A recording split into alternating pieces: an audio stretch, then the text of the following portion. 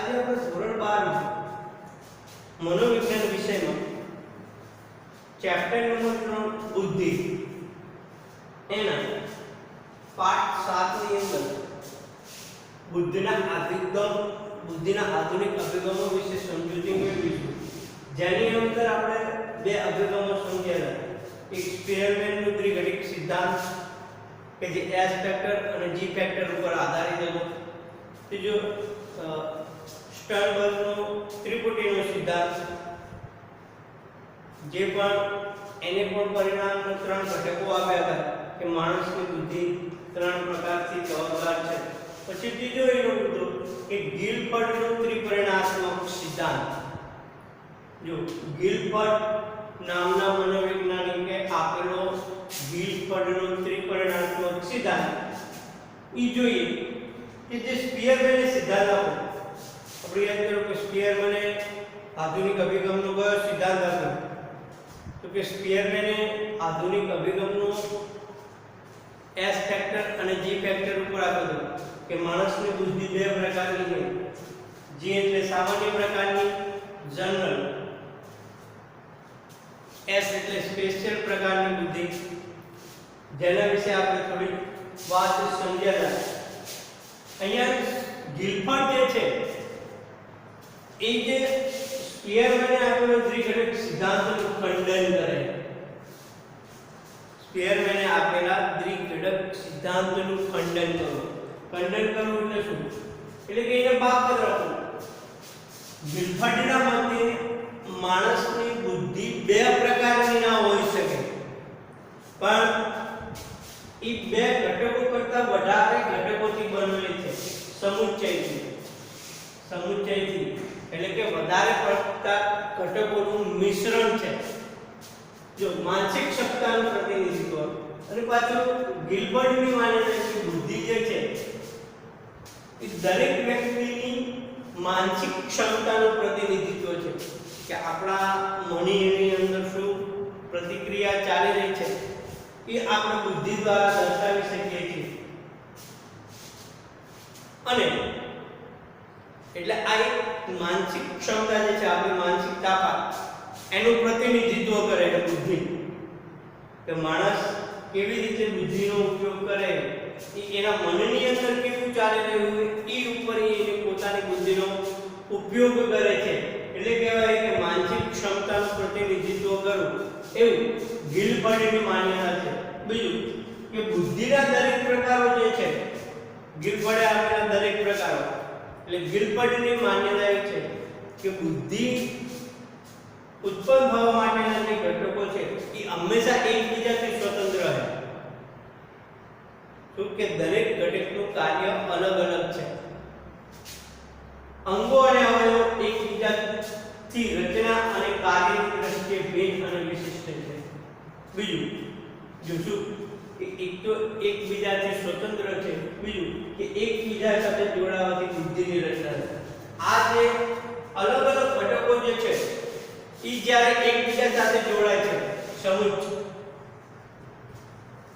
ત્યારે બુદ્ધિની રચના થાય છે. કે જે તે વ્યક્તિ ત્યારે બુદ્ધિનો ઉપયોગ, ભલે ઘટકો એકબીજાથી સ્વતંત્ર છે, પણ જ્યારે એ ઘટકો જોડાય છે એકબીજા સાથે, ત્યારે માણસ પોતે બુદ્ધિનો ઉપયોગ કરતા શીખે.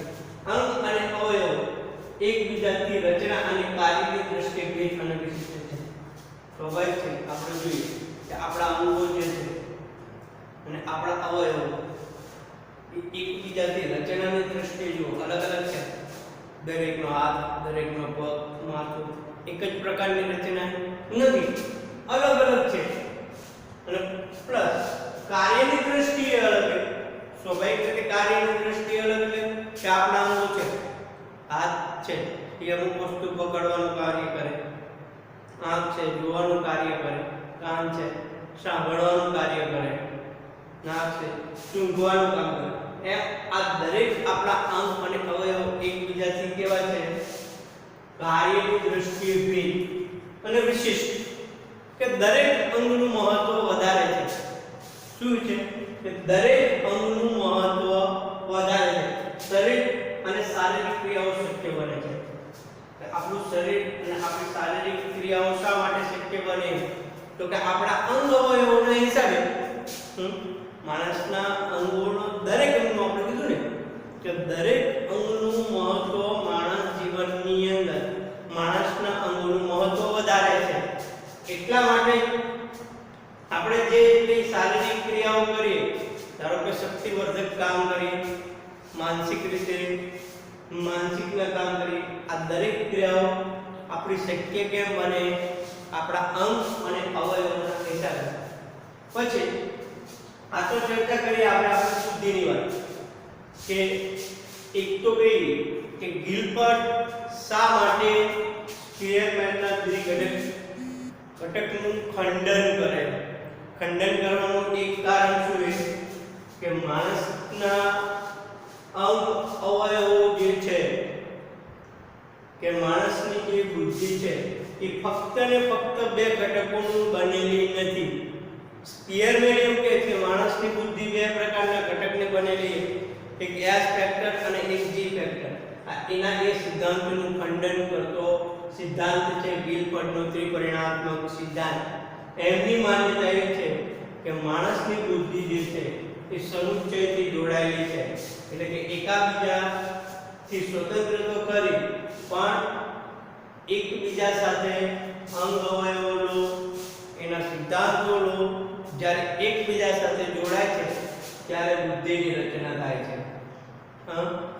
અને અંગો અને અવયવો આપણને ખબર છે કે શું છે, એક કાર્યની દ્રષ્ટિએ લો કે એક રચનાની દ્રષ્ટિએ. દરેકની રચના સરખી નથી, દરેકનું કાર્ય સરખું નથી, તેમ છતાં ભિન્ન અને વિશિષ્ટ હોવા છતાં આપણા શરીરની શારીરિક ક્રિયાઓ શક્ય બને છે.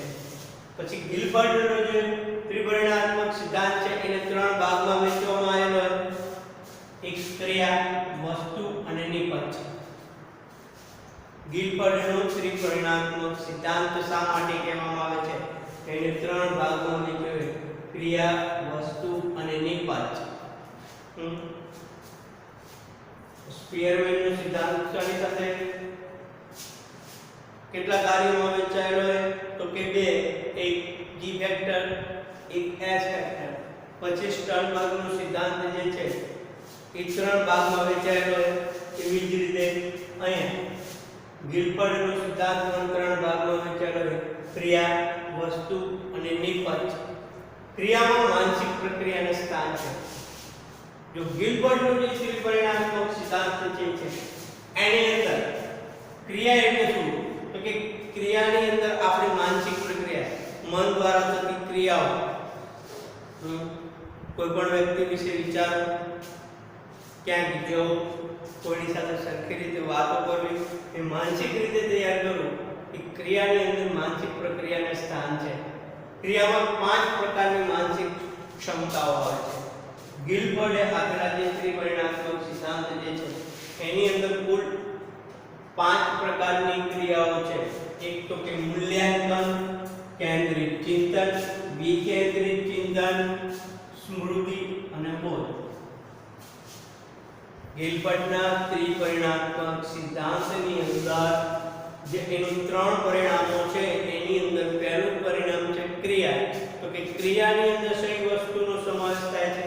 તો કે આપણી માનસિક પ્રક્રિયા. તો અહીંયા ગિલબર્ટના સિદ્ધાંતની અંદર 5 ક્રિયાઓ કઈ કઈ છે? તો કે એક તો કે મૂલ્યાંકન, કેન્દ્રિત ચિંતન, વિકેન્દ્રિત ચિંતન, સ્મૃતિ અને બોધ. કુલ 5 પ્રકારની ક્રિયાઓ છે.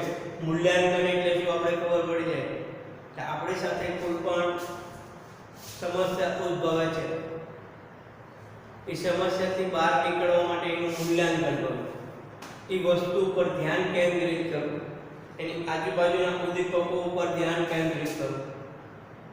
સ્મૃતિ, યાદ કે બીજી ક્રિયાઓ સાથે એ ક્રિયાઓને જોડવી, આગળ બનેલી, અને આના ઉપરથી બોધ લેવો. આ કુલ 5 પ્રકારની ક્રિયાઓ છે. જો ક્રિયાઓ વિશે યાદ રાખવાનું છે કે ક્રિયા એ શું છે? તો કે એક ક્રિયાની અંદર શેનું સ્થાન છે? માનસિક પ્રક્રિયાને.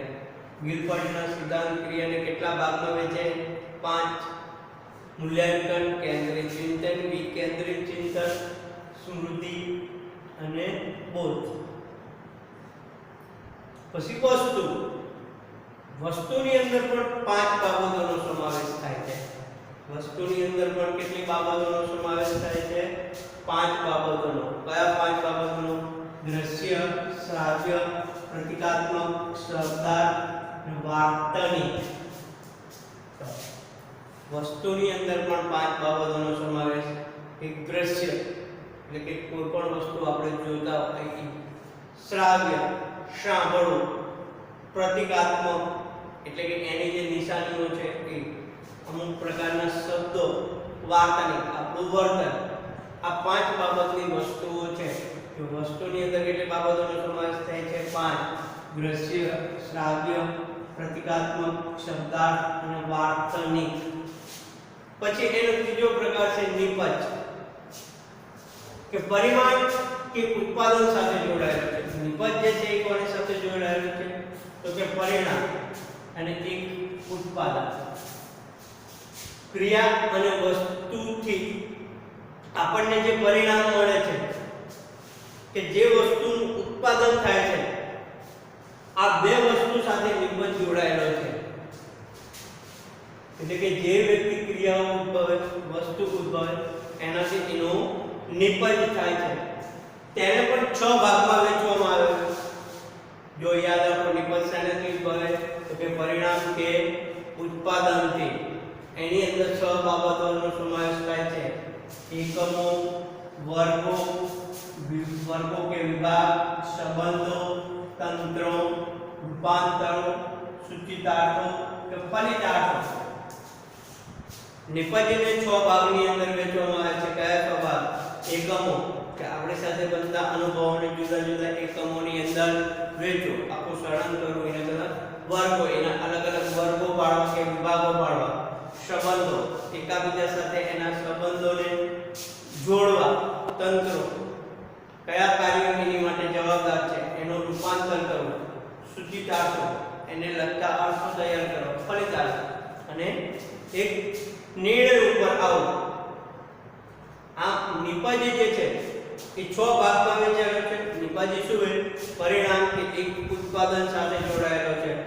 જો ક્રિયાના 5 ભાગ, 5 ભાગમાં, વસ્તુ 6 ભાગમાં, નિપજ 5 ભાગમાં.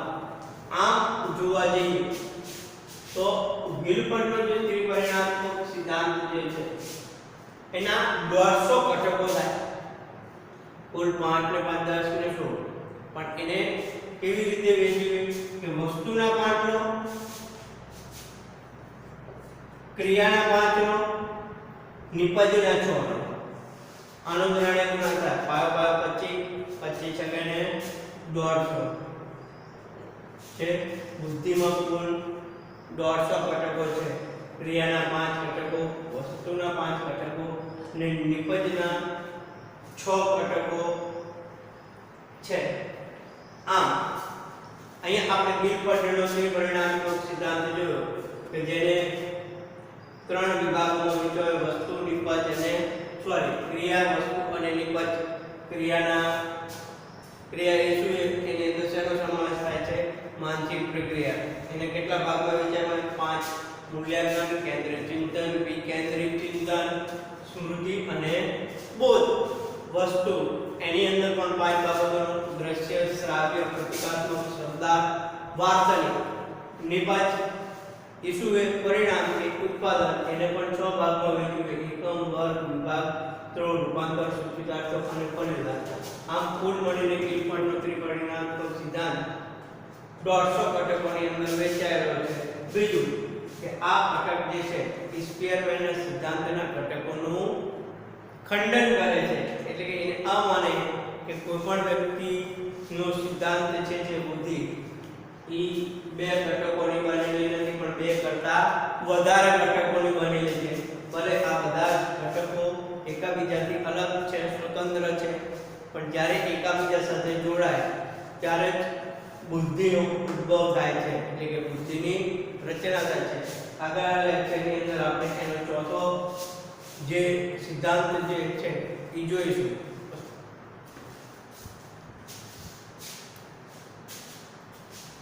ચાલે તો ને?